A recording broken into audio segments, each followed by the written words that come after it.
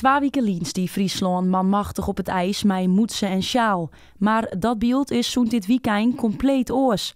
Met de kwattemouwen op het terras. Op zich wel apart om dat te ervaren.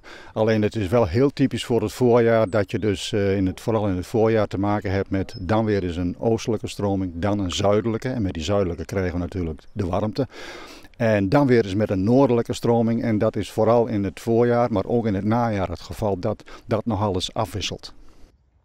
Ik zou toch gewoon zeggen van het is een kwestie van toeval, van geluk, dat alles op zijn plek valt. We hadden een vrij sombere winter tot nu toe en we krijgen nu een warme oostelijke stroming hebben we gehad met zon. Die combinatie is natuurlijk perfect.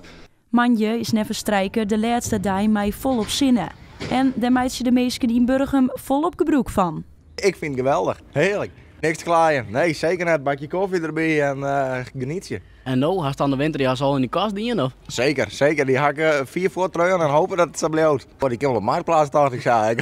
Hopen dat het zo blijft. Ik heb de winterjas, maar ik heb hem wel hier op mijn zusjes. Volgens mij hier in de Lien hebben we in maart ik nog wel sneeuw, dus het kan alle kanten op. Het weer heeft geen geheugen en daar hou ik me ook maar aan vast. Het wil niet zeggen dat als er nu in maart warmte is, dat we dus een mooie zomer krijgen.